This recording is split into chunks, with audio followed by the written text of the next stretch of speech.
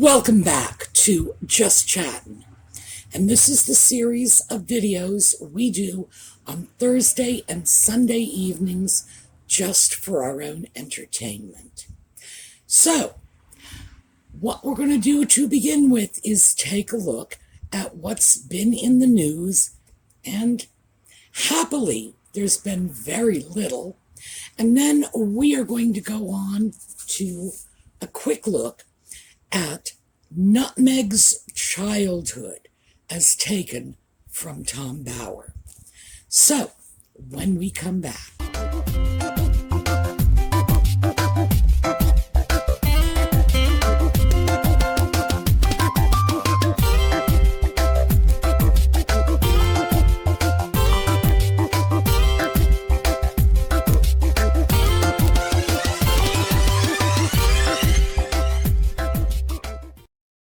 Okay, let's start with the news.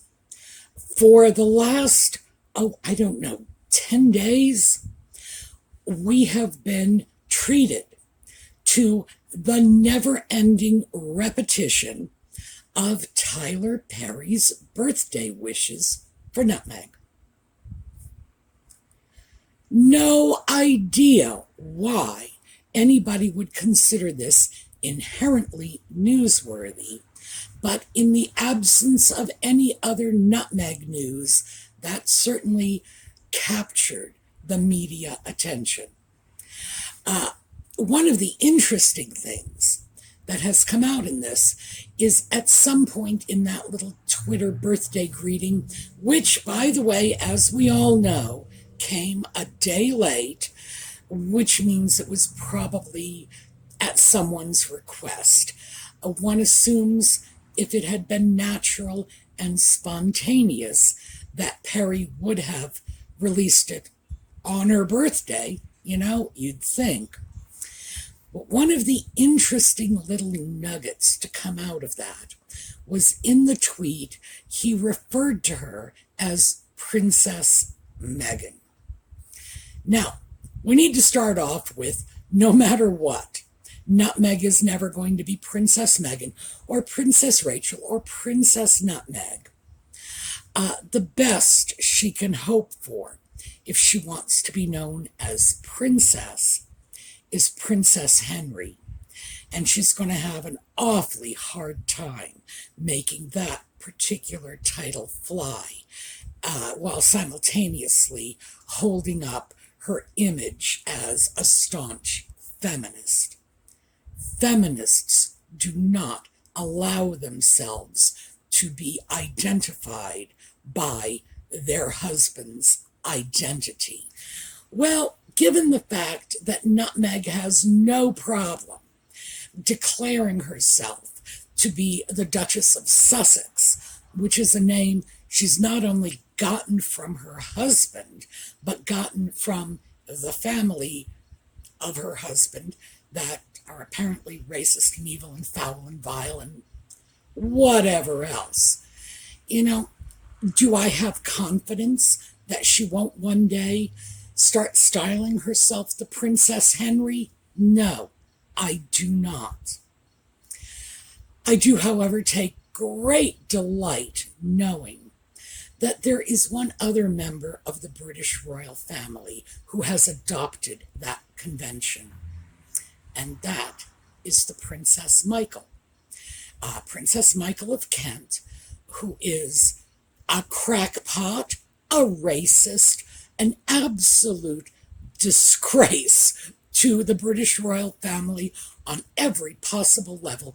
Now, keep in mind, and because if you've watched these videos, I'm not inclined to criticize the royal family. I rather have a soft spot for them, but not Princess Michael. This is a woman who, as I say, she's a vile racist. This is a turd you just can't polish. Sorry. I do think if Nutmeg does adopt that style of Princess Henry, I will be chuckling myself silly, knowing that I guess the role model is Princess Michael. What can you say? Anyway, that's my own personal giggle. Another sort of personal is one of the stories, and they're dredging up old stories now, is Candace Owens had made some comments about how inappropriate it was for Nutmeg to be so critical of the royal family. And if you will recall, so we're going to just take a little trip in the time machine. If you will recall, when I first did, I believe it was my very first video about Nutmeg and Ginger, and as you know, this was requests from our viewers. This is how we got started doing this, and this is why we continue. I mentioned that when I was looking up information on Nutmeg and Ginger, I had found a number of comments by Candace Owens. And in the interest of full disclosure, I mentioned that Candace Owens and I went to the same university. Not at the same time. I was a graduate student. She was an undergrad, and we were separated by a good 10 years. On the other hand, having attended that university, especially having attended that university with my best friend, a woman of color, I can absolutely tell you that when Candace Owens claims that Nutmeg doesn't really know what racism is, but she, Candace, does. Oh yeah, abso-freaking-lutely, because I know what her college experience was. I was there, and I was there sitting right next to a woman of color, so I had a close-up view of how unkind that environment could be. So, that's our sort of wrap up the history. We sort of come full circle because now some of Candace Owens' old comments that in fact helped to spawn this video series, are back in the news again. But it does tell you that if they don't have any actual news, they will recycle and rehash virtually everything over and over and over again. Nutmeg has a media machine. And it's that media machine that's pumping out stories again and again and again about Tyler Perry. Same story, and we're hearing it like for more than a week straight. We're hearing the same story. You gotta wonder. So let's get on to what is not in the news. Well, actually, that's not true. The Tom Bower book is in the news, but we're not going to talk about the book. The book is simply our starting point, and we will reference this. I thought it might be useful and informative to take a look at Nutmeg's childhood as outlined by Tom Bower.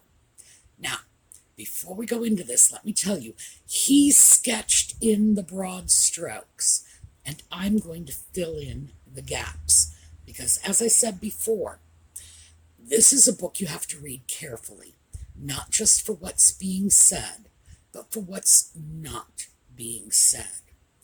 And what he does give us here, although we have to pull the pieces out, we've got to tease this apart, we have to use our heads when we read this book, he gives us a pretty good picture of what happened early in Nutmeg's life that produced the person we see today. So let's take a look at some of that. And where we need to start is long before Nutmeg was born. We need to start with Thomas Markle's first marriage, and that was to Rosalind Lovelace, the mother of Samantha and Tom Jr. And this was not a happy marriage.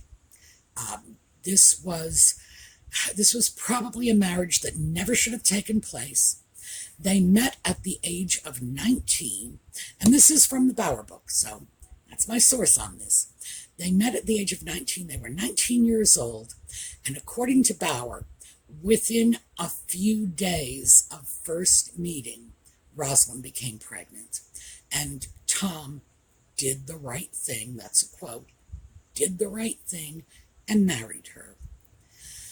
So we're talking about a teenage wedding. Tom was 20 years old when Samantha was born, and anybody who's looked up the biographies and has done the math can clearly see that's been information available to all of us for a long time. So within 2 years, by the time Tom was 22, he was married to a woman he had known only for a few days, and he was a father of 2 children. And this was not a point at which his career was well established. He was still struggling to establish himself. He would become established later. Samantha's recollection was that they were always arguing. It was not a good marriage. It ended soon. Tom goes off, becomes a lighting director, and now we're getting into Nutmeg's part of the story, but we need that backstory. He meets Doria, and he is 15 years older than Doria, and, 13 years old, I beg your pardon, 13 years older than Doria, and if you do the math, you realize that Doria is only 8 years older than Samantha. Big age gap there. But by then, he's financially set and he can afford the marriage, the child. And with Doria, it wasn't a shotgun wedding. He was married to her. They were married for like 2 years before they had Nutmeg. So here's the key difference in how Nutmeg came into the world. She came into the world into a family that was financially secure, with a father who loved her mother, because we have Thomas's version in the Bauer book. We don't have Doria's, but we have Thomas's. He loved Doria. She was the woman he wanted to be married to, as opposed to his first wife. He wanted to have children with her. So Nutmeg came into the world desired. I wouldn't know if she was planned. I think she was, at the very minimum, she was wanted, if not actually planned. It was very different for Samantha and Tom Jr. And the reason this is important is because Tom Sr. knew the difference. And it's also clear this is why Nutmeg was very obviously his favorite child. And there's no question about that. She was. He doted on her. She was his favorite, period. I'm sorry. I know that's probably a very hurtful thing for Tom Jr. and Samantha, but I think it reflects the very different circumstances of these two families. Interestingly enough, Doria was just plain not maternal. She had a child even when she had the child, even when she was in that nuclear family before she left. And she left by the time Nutmeg was 2.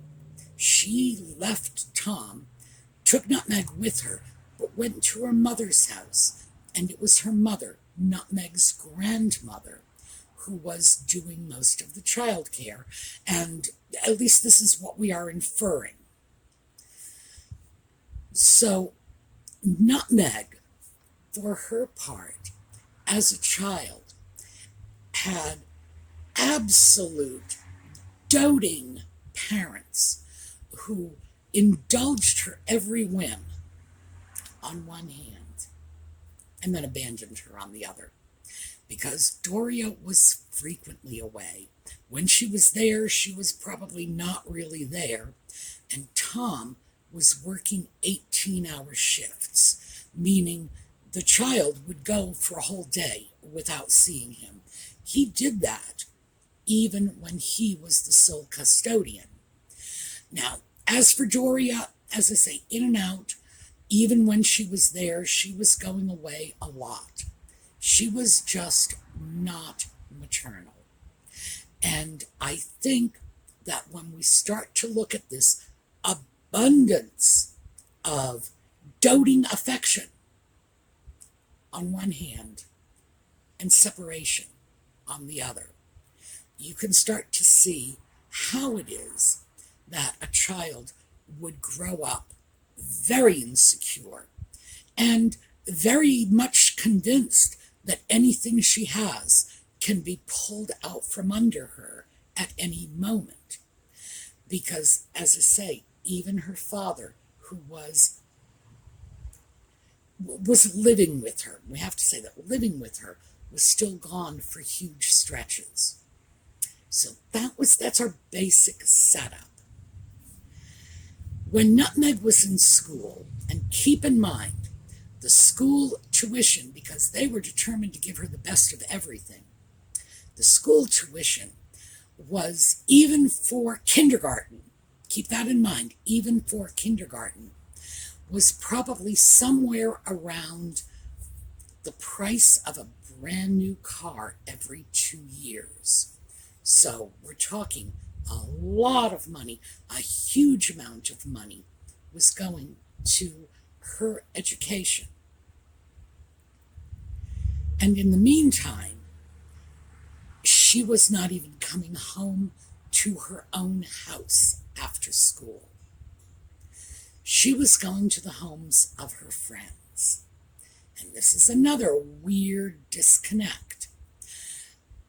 Nanaki Pretty was apparently the house she spent the most time with, but it was other friends as well, because Tom wasn't there. And he would either send a car to pick her up at school and bring her to the studio where he was working, or she'd go straight home with her friends. So what do we know from this? And again, we're taking his information, the sketch, and we are just filling in the coloration ourselves. What does that tell us? It tells us, for one thing, that she was very dependent on her friends.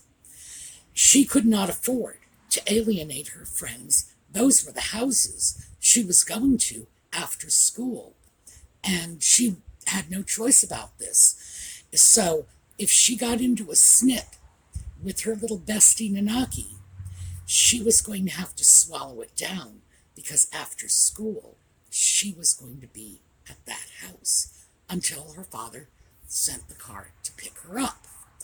Now, that also tells us a lot. It tells us this is a child who probably had to learn to disguise any feelings of irritation or hurt or upset. It certainly explains a lot of the passive-aggressive behavior she displayed toward many of her friends. And we know this, we've seen the videos, because, in fact, on the one hand, she needed them.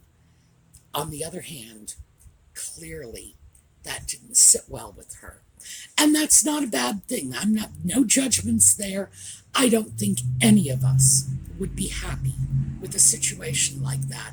I try to put myself in that situation and think, if I were a 7 or 8 year old child and I couldn't go to my own home after school, I had to go to a friend's house. Whether I was getting along with that friend wouldn't matter.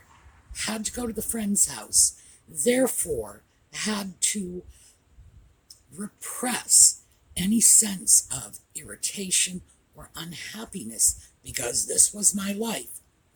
Yeah, I'd probably become a control freak, and I'd probably become passive-aggressive too.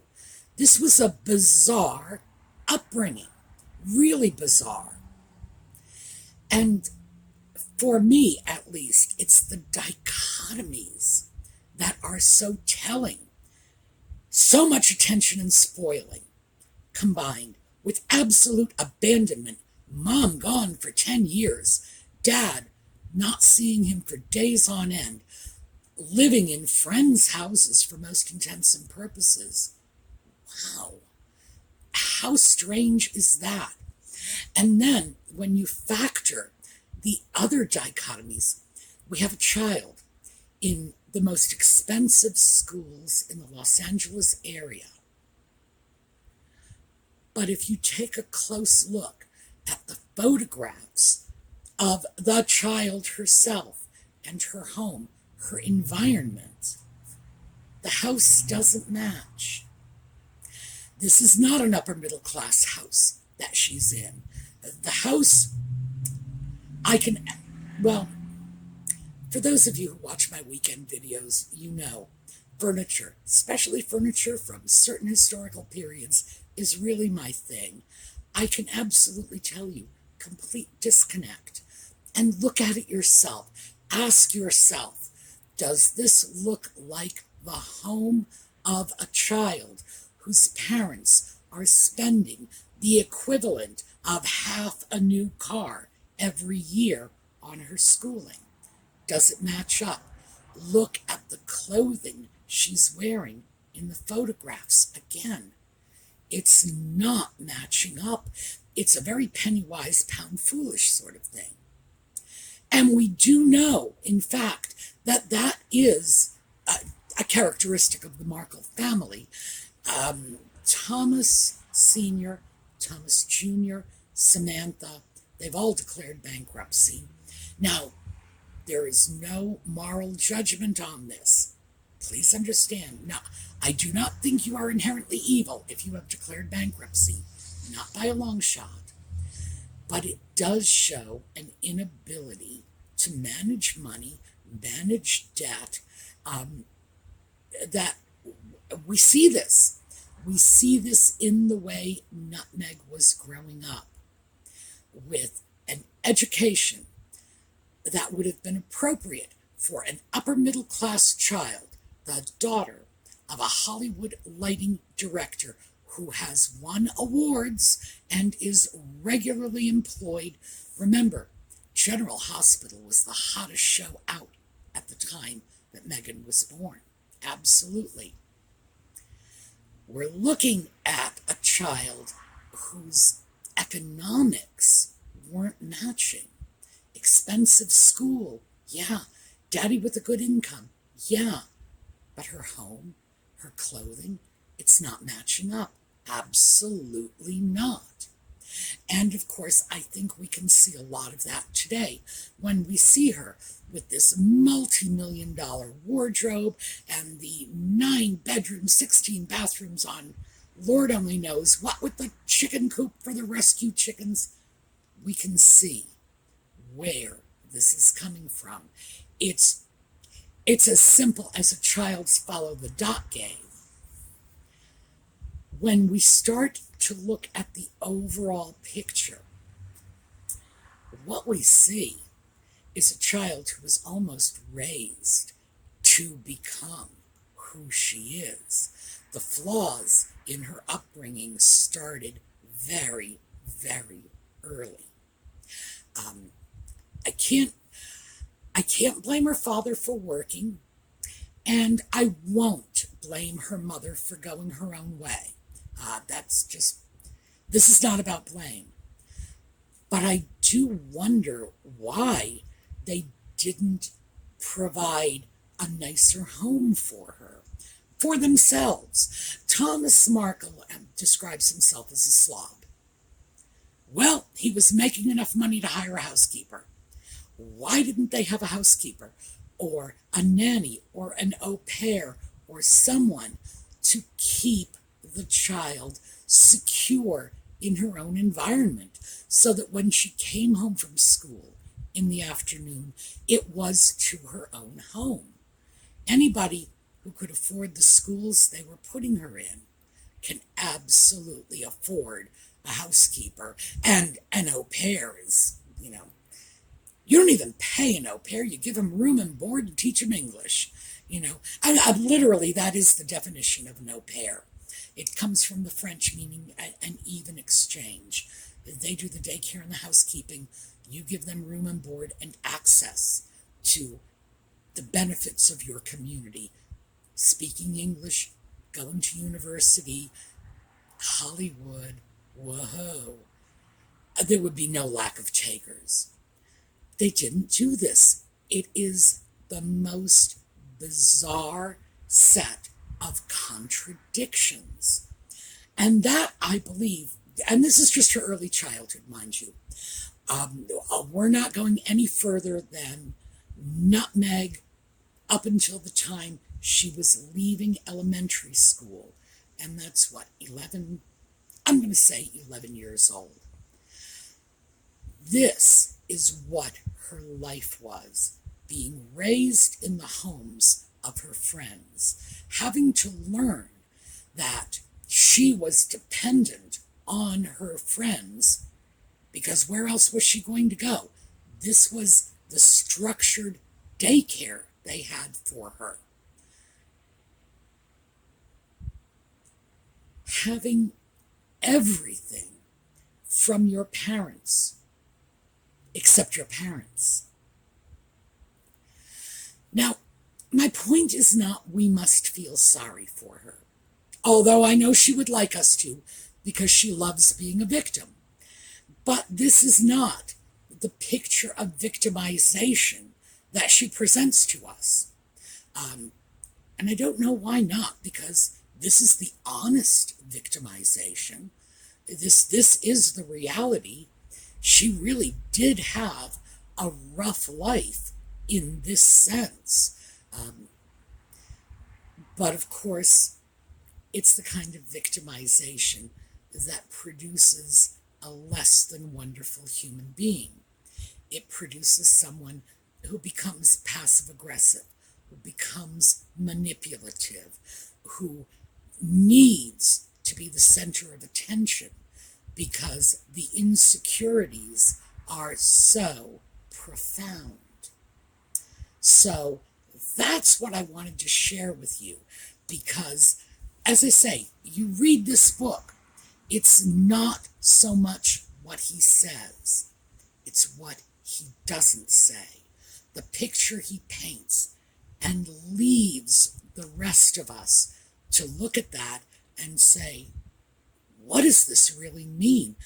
He doesn't say, this is awful, that she was virtually abandoned by her parents, and whenever they did see her, they spoiled her rotten. No, he leaves us to figure that out.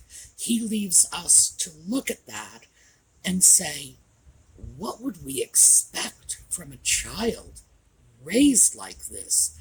This was, in fact, a pretty dreadful upbringing.